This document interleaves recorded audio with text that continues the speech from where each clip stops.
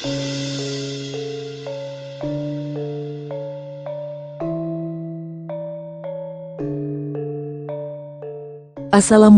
warahmatullahi wabarakatuh.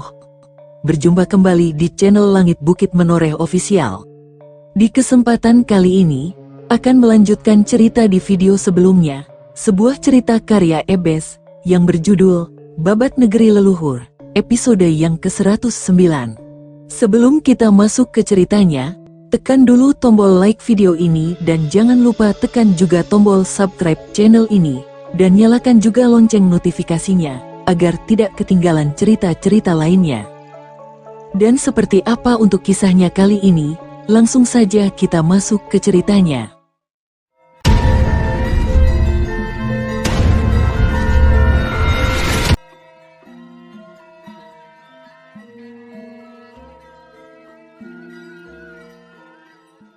Apa yang aku minta sudah kau lakukan, Paman Samarosaha?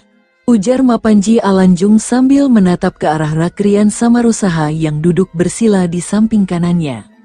Sudah Paman laksanakan, Gusti Pangeran, tinggal menunggu kedatangan Wulupaksi dan orang yang Gusti Pangeran Mapanji Alanjung minta. Kemudian mereka berdua datang hari ini, jawab Rakrian Samarosaha sambil menghormat. Tak sabar aku rasanya. Ingin segera melaksanakan rencana pembalasan dendamku pada Paman Samarawijaya. Mapanji Alanjung mendengus dingin sembari menatap langit selatan. Sabar nak Mas Pangeran, kita tidak boleh ceroboh dalam rencana ini. Perlu persiapan matang agar tidak gagal, ucap Rakrian Samarosaha sambil tersenyum tipis.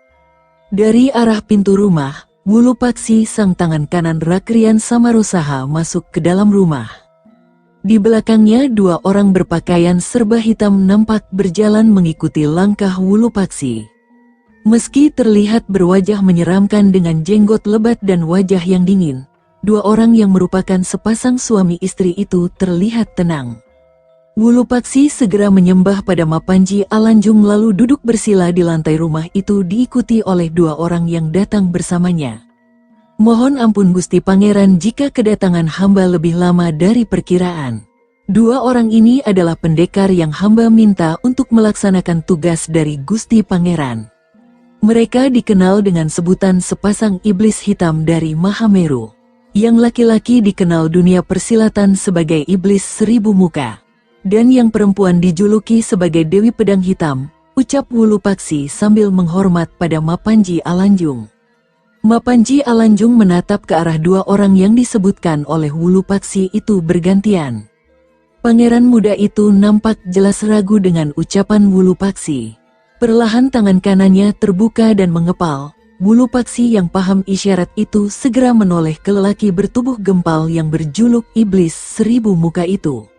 Segera iblis seribu muka mengangguk dan mulut lelaki paruh baya itu komat kamit membaca mantra. Tak berapa lama kemudian, asap putih melingkupi seluruh tubuh iblis seribu muka. Celeling, saat asap putih menghilang, wujud iblis seribu muka sudah berubah menjadi Mapanji Alanjung lengkap dengan pakaian dan mahkotanya. Mapanji Alanjung terkejut sesaat kemudian lalu tersenyum puas melihat kemampuan dari lelaki berjuluk iblis seribu muka itu. Segera dia berdiri dari tempat duduknya dan berkata dengan lantang, "Dengan ini, rencana balas dendamku pada Paman Samarawijaya akan dimulai." Apa maksud Gusti Pangeran berkata demikian? Bukankah itu sama dengan kita mencari masalah dengan Panjalu? Sedangkan kekuatan kita saat ini tengah porak-poranda akibat perang ini? Tanya Empu Baratwana seraya menatap heran ke arah Mapanji Alanjung yang masih tersenyum menyeringai. Soal itu kau tidak usah khawatir, Paman Empu Baratwana. Paman Samarosaha jelaskan pada Paman Empu Baratwana biar dia mengerti apa yang akan kita lakukan, jawab Mapanji Alanjung dengan cepat. Segera dia menoleh ke arah Rakrian Samarosaha yang duduk di sebelah kanannya. Rakrian Samarosaha segera menyembah pada Mapanji Alanjung sesaat sebelum berbicara. Begini Kakang Baratwana, rencana balas dendam pada Samarawijaya akan dilakukan oleh iblis seribu muka dan pasangannya itu. Wulupaksi yang akan menjadi penghubung kita selama mereka berdua menjalankan tugasnya. Tidak perlu melibatkan banyak orang dari pihak kita. Aku ingin menobatkan Nakmas Pangeran Mapanji Alanjung sebagai Maharaja Jenggala dalam waktu dekat ini. Sebuah kerajaan tidak boleh dibiarkan kosong tanpa raja dalam waktu yang lama. Meskipun kita masih di pengasingan, tapi beberapa adipati di wilayah timur sudah bersedia hadir di tempat ini untuk menyaksikan upacara penobatan Nakmas Pangeran Mapanji Alanjung, ujar Rakrian Samarosaha sambil tersenyum simpul. Saya setuju dengan pendapatmu, Gusti Pangeran. Bagaimanapun juga suatu wilayah tidak boleh kosong tanpa pemimpin terlalu lama. Kita juga harus membuktikan bahwa Jenggala masih ada. Meski kita kalah perang melawan Panjalu, ucap Empu Baratwana sambil mengelus jenggotnya yang mulai ditumbuhi uban. Saat mereka tengah asyik berbincang, dari arah luar terdengar derap langkah kaki kuda berhenti. Pandangan semua orang beralih ke arah halaman. Nampak dua orang berpakaian serba hitam yang mengenakan caping dari anyaman bambu turun dari kuda mereka masing-masing. Dua orang pekatik segera menuntun dua kuda itu ke arah geladak kuda di samping kiri halaman rumah besar yang menjadi tempat pengasingan Mapanji Alanjung dan para pengikutnya. Mereka segera melepaskan caping bambu yang hampir menutupi seluruh wajah. Sinar matahari pagi yang cerah membuat semua orang segera mengenali mereka. Ya, mereka berdua ada Sarwono dan Langsur. Dua orang mata-mata yang ditugaskan oleh Mapanji Alanjung untuk mengawasi pergerakan prajurit Panjalu di kota Kahuripan. Segera mereka melangkah masuk menuju serambi rumah pengasingan itu dengan cepat. Usai menyembah pada Mapanji Alanjung, mereka segera duduk bersila di hadapan Mapanji Alanjung. Ada hal penting apa yang hendak kalian laporkan padaku? Tanya Mapanji Alanjung dengan penuh rasa penasaran. Mohon ampun Gusti Pangeran. Pasukan Panjalu yang dipimpin oleh Pangeran Jayengrana sudah meninggalkan kota Kahuripan. Meninggalkan seorang senopati dan beberapa perwira tinggi untuk menjaga kota Kahuripan, jawab Sarwono dengan cepat. Pria bertubuh gempal itu nampak begitu hormat kepada Mapanji Alanjung. Ini berita bagus. Dengan begitu kita bisa dengan mudah merebut kembali kota Kahuripan. Senyum lebar terkembang di bibir Mapanji Alanjung. Paman Baratwana, segera siapkan pasukan Jenggala untuk merebut ibu kota Jenggala. Aku sudah tidak sabar untuk kembali ke sana, perintah Mapanji Alanjung pada Empu Baratwana yang duduk di samping kirinya. Belum sempat Empu Baratwana menjawab perintah Mapanji Alanjung, Rakrian Samarosaha segera berbicara dengan cepat. Tunggu Nakmas Pangeran, kita tidak boleh gegabah dalam bertindak. Tidak mungkin Panji Watu Gunung meninggalkan kota Kahuripan tanpa persiapan. Jangan terburu nafsu untuk kembali ke Kahuripan. Keadaan pasukan Jenggala yang tersisa belum sepenuhnya bisa digunakan untuk menghadapi pasukan Panjalu yang ada di sana. Kita harus mempersiapkan diri sebaik mungkin agar tidak mati sia-sia, ujar Rakrian Samarosaha sambil menghormat pada Mapanji Alanjung. Benar ucapan Gusti Pangeran Sepuh. Kita boleh ceroboh dalam bertindak Gusti Pangeran. Ingat kekuatan Jenggala belum terkumpul sepenuhnya, timpal Empu Baratwana sambil menatap ke arah putra mahkota kerajaan Jenggala itu. Terdengar suara dengusan nafas panjang dari Mapanji Alanjung. Pemuda itu mencoba untuk mencerna setiap ucapan dari dua orang pengikutnya itu. Lantas apa saran kalian berdua untuk kedepannya? Aku tidak mau berlama-lama di tempat ini. Tanya Mapanji Alanjung segera. Dia menatap wajah Rakrian Samarosaha dan Empu Baratwana bergantian. Kalau menurut Paman, sebaiknya Nakmas Pangeran segera mengirim sepasang iblis hitam dari Mahameru itu untuk berangkat ke Daha. Jika rencana balas dendam berjalan lancar, maka mereka tidak akan sempat mengirim bantuan ke Kahuripan saat kita merebut kembali kota itu. Sedangkan kita juga harus melakukan penobatan Gusti Pangeran sebagai Maharaja Jenggala secepatnya agar adipati-adipati wilayah membantu kita untuk menguasai kembali kota Kahuripan, jawab Rakrian Samarosaha sambil tersenyum tipis. Tapi aku tidak mau dinobatkan sebagai Raja Jenggala di tempat pengasingan seperti ini, Paman. Aku ingin penobatanku sebagai Raja Jenggala dilakukan di Istana Kahuripan, potong Mapanji Alanjung dengan nada kesal. Gusti Pangeran harus legowo. Kalau Gusti Pangeran tidak segera menjadi raja, para adipati wilayah Jenggala pasti setengah hati membantu perjuangan kita dalam merebut kembali kota Kahuripan. Ingat Gusti Pangeran, Maharaja Airlangga pun dinobatkan menjadi Raja Medang saat di pertapaan para Brahmana. Namun hasilnya beliau mampu menyatukan bumi Jawa Dwipa dengan kekuatannya, sahut Empu Baratwana yang membuat Mapanji Alanjung terdiam sejenak. Baiklah, aku turuti semua saran kalian berdua. Kalau kupikir ada benarnya juga apa yang kalian utarakan. Wulu Paksi, dan kalian sepasang iblis hitam dari Mahameru, berangkatlah kalian bertiga ke Daha. Lakukan apa yang sudah kita rencanakan sebelumnya dengan baik. Kalau kalian berhasil, jabatan Senopati Jenggala akan kuberikan kepada kalian bertiga. Apa kalian mengerti?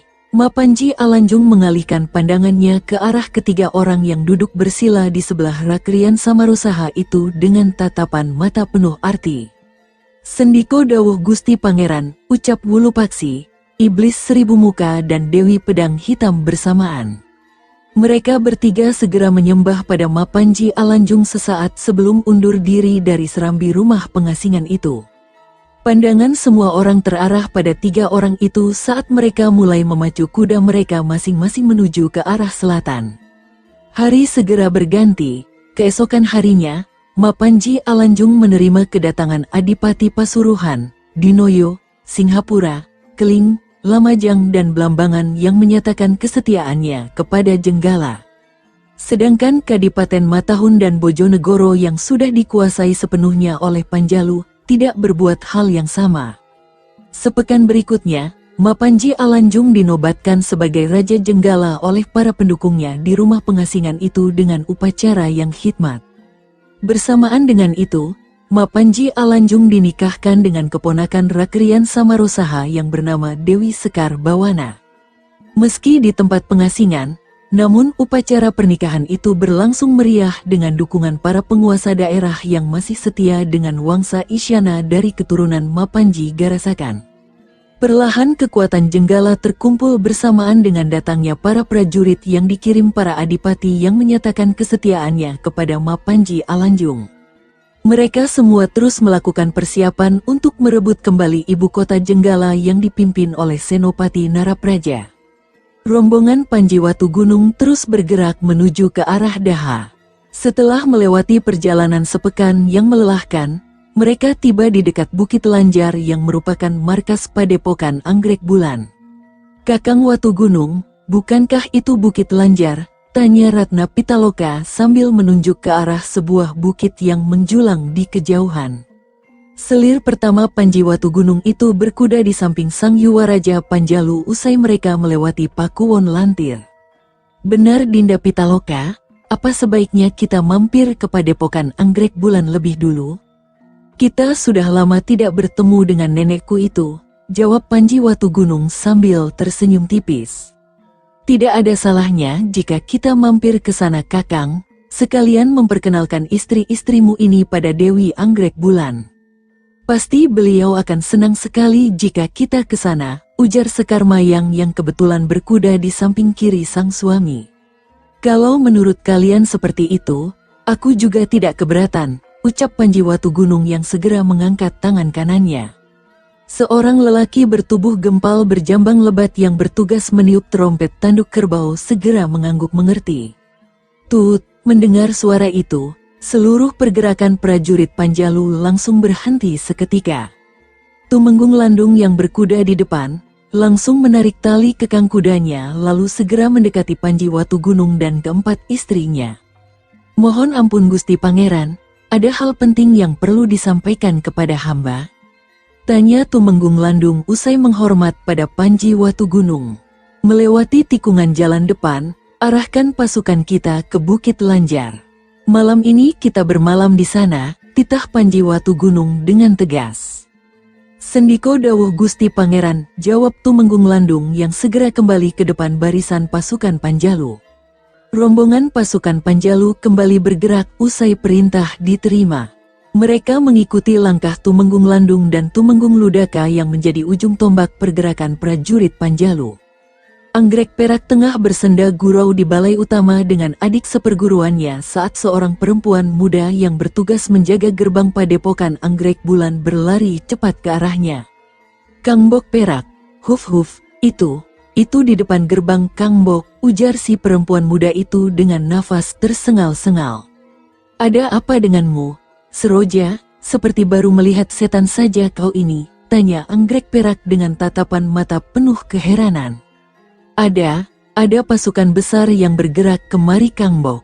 Mereka hampir mendekati pintu gerbang padepokan kita," lapor Bunga Seroja yang merupakan adik seperguruan Anggrek Perak. "Apa?" Anggrek Perak terkejut bukan main mendengar laporan Bunga Seroja.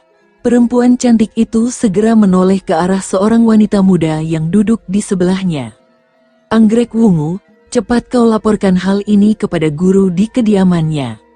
Aku ingin melihat siapa yang datang kemari. Cepat," perintah Anggrek Perak pada Anggrek Wungu dengan cepat. Perempuan cantik berbaju ungu itu segera mengangguk mengerti dan berlari menuju ke arah rumah utama padepokan Anggrek Bulan.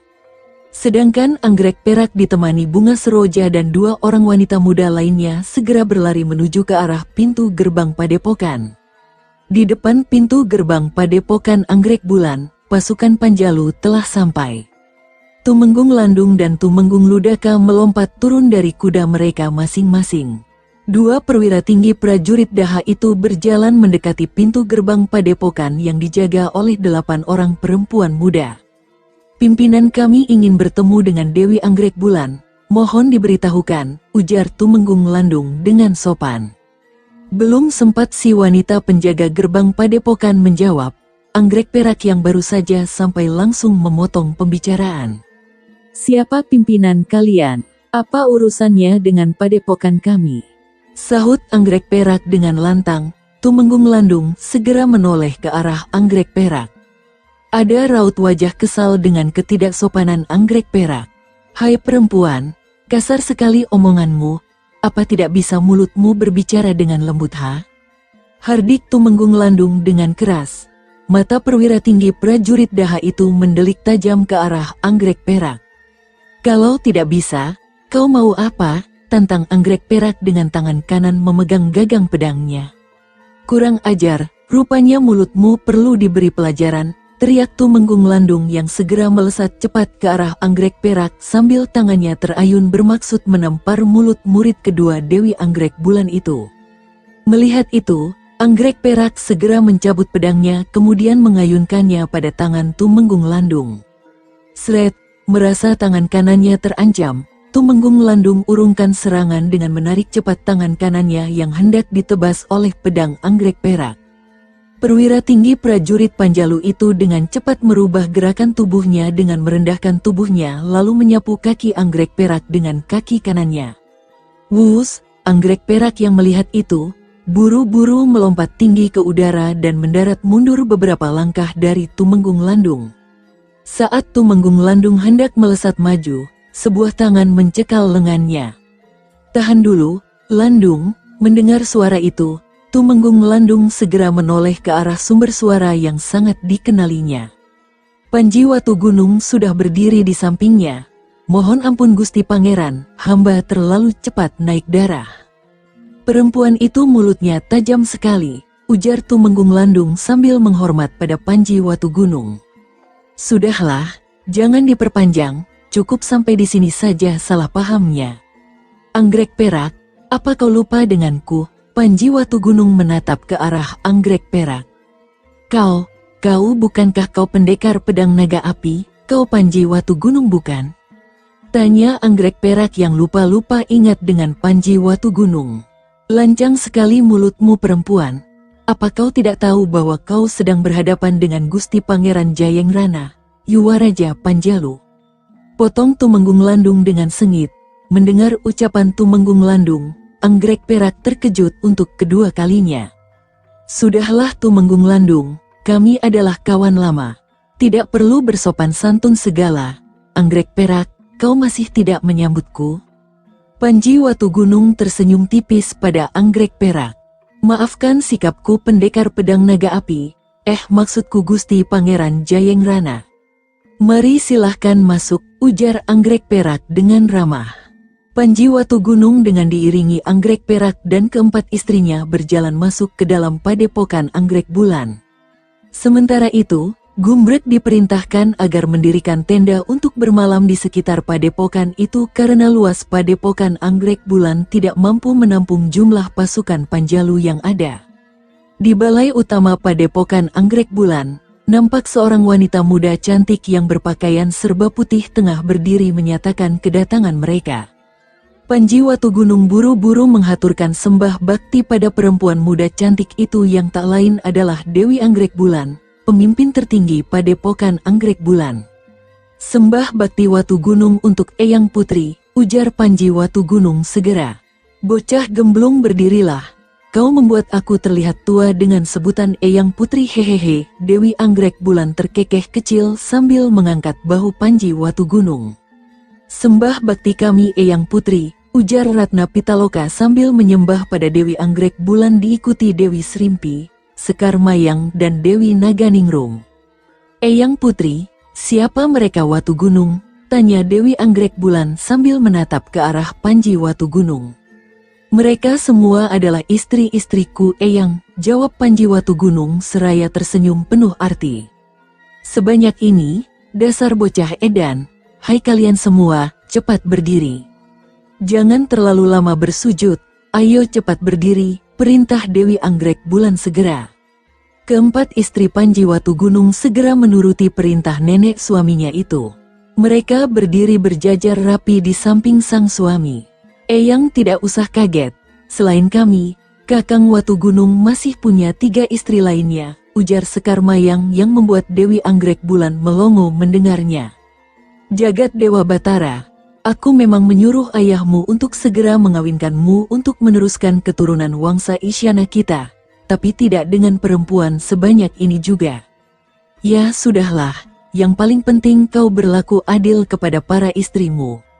Ingatlah, jangan pernah melukai hati wanita karena kau lahir dari seorang wanita juga. Ayo sekarang kita duduk di sini. Aku ingin sekali berbincang denganmu. Sudah sekian lama akhirnya kita dipertemukan kembali. Anggrek perak, sediakan jamuan makan malam untuk cucu dan cucu mantuku, perintah Dewi Anggrek Bulan pada anggrek perak yang segera menghormat pada gurunya kemudian berlalu dari tempat itu. Malam itu suasana meriah tercipta di padepokan anggrek bulan dengan kehadiran Panji Watu Gunung dan pasukannya.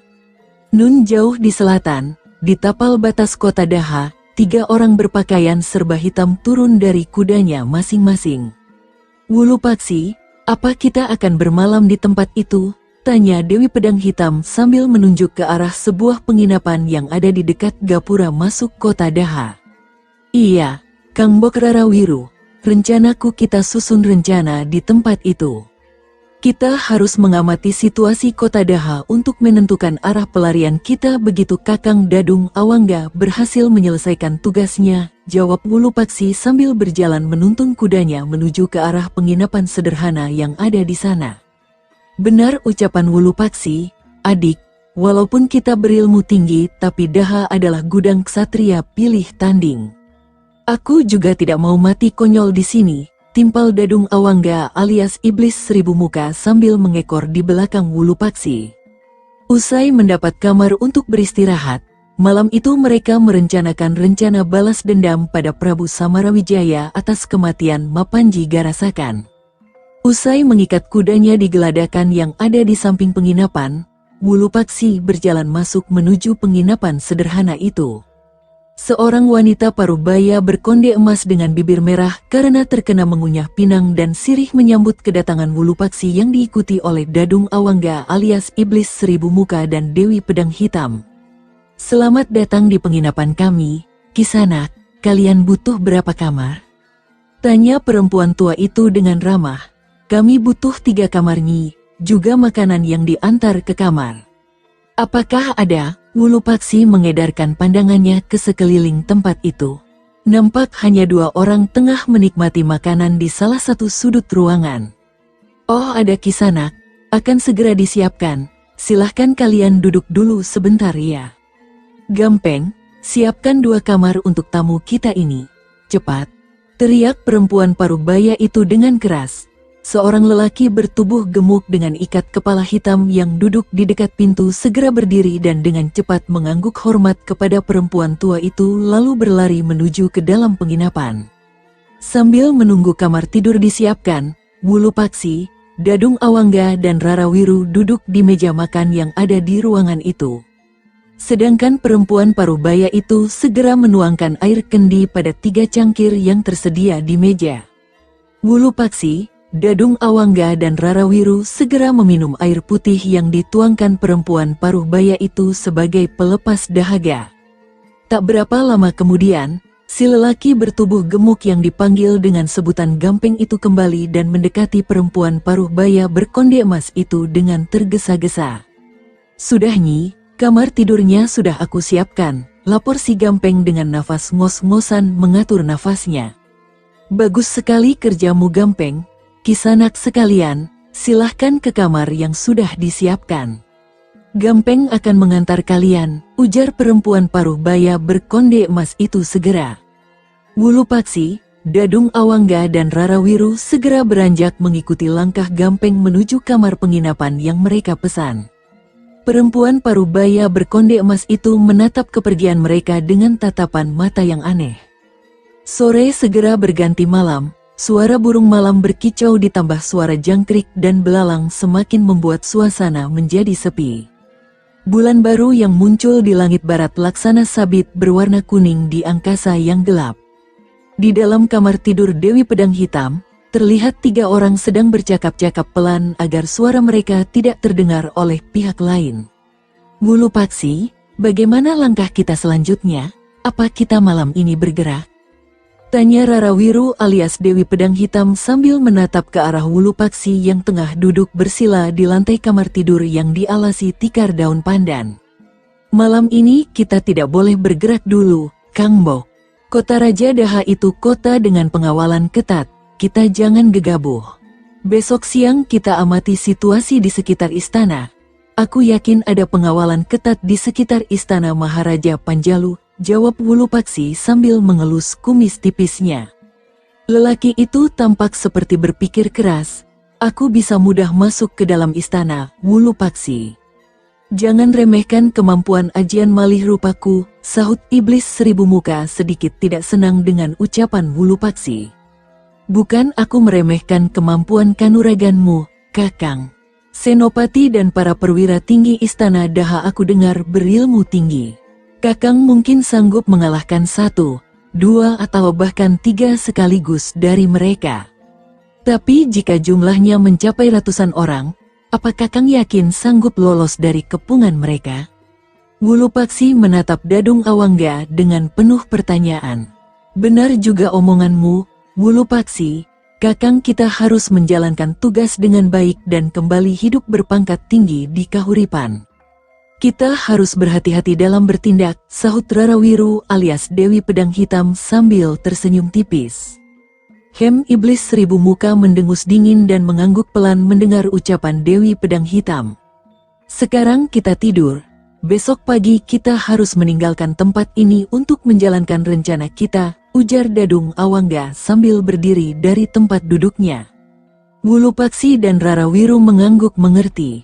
Mereka segera membubarkan diri. Berjarak 3 kamar tidur dari tempat mereka berbincang-bincang, perempuan parubaya berkonde emas terus terdiam. Sesekali mengusap peluh yang menetes di dahinya. Rupanya dia tengah menguping pembicaraan antara Wulu Paksi dan sepasang iblis hitam dari Mahameru. Perempuan parubaya berkonde emas itu adalah Nyi Sarpakenaka. Dia adalah telik sandi yang sengaja dipasang Tumenggung Adiguna untuk memata-matai para penyusup yang hendak berbuat onar di kota Daha. Nyi Sarpakenaka bersedia melakukan tugasnya sebagai telik sandi sebagai balas jasa karena Tumenggung Wiguna mengampuni nyawanya karena suaminya ikut bergabung bersama Ranggawangsa berkhianat terhadap Prabu Samarawijaya tempo hari. Oleh Tumenggung Adiguna, dia dibangunkan sebuah penginapan di tapal batas kota Daha agar bisa mencuri dengar pembicaraan setiap penyusup.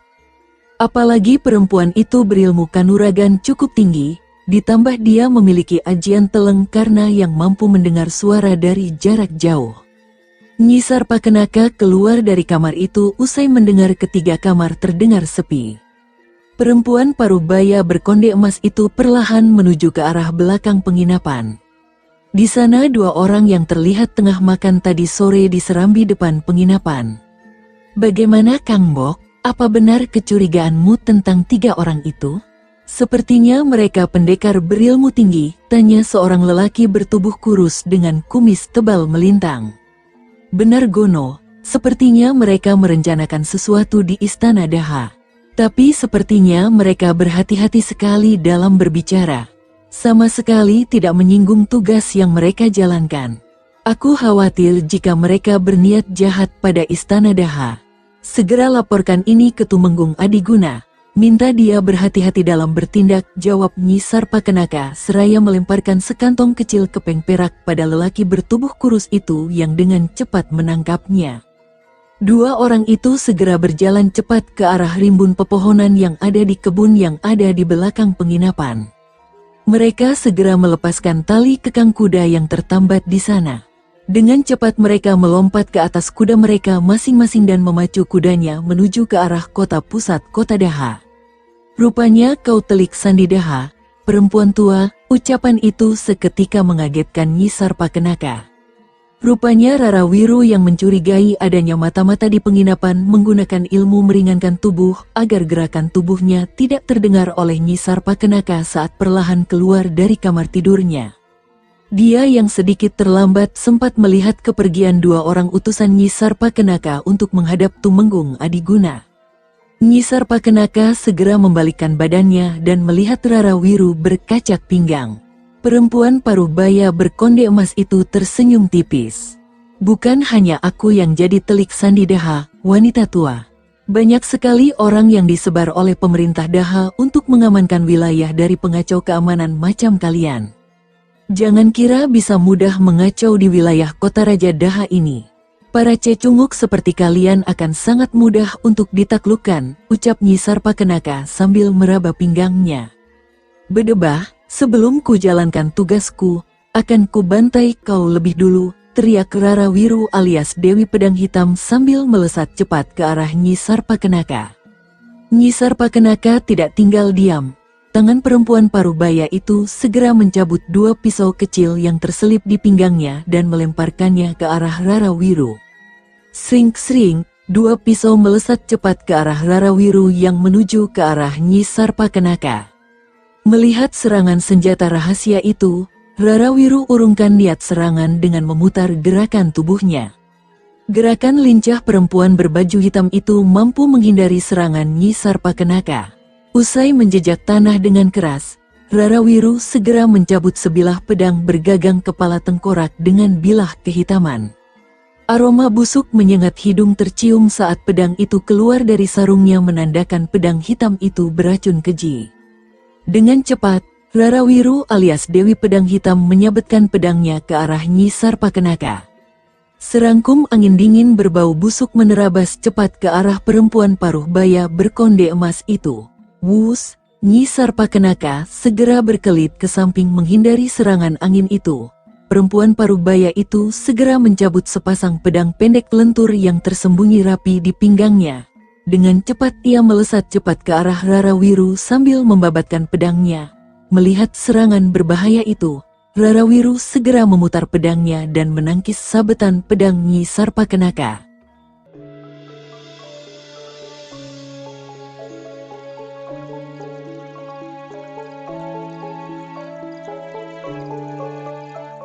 Sahabat pendengar setia Langit Bukit Menoreh ofisial yang berbahagia, sampai di sini dulu ceritanya. Bagaimana kelanjutan kisahnya? Nantikan kelanjutan cerita ini di video berikutnya. Agar tidak ketinggalan kelanjutan cerita ini, klik tombol subscribe channel ini dan nyalakan juga lonceng notifikasinya. Wassalamualaikum warahmatullahi wabarakatuh.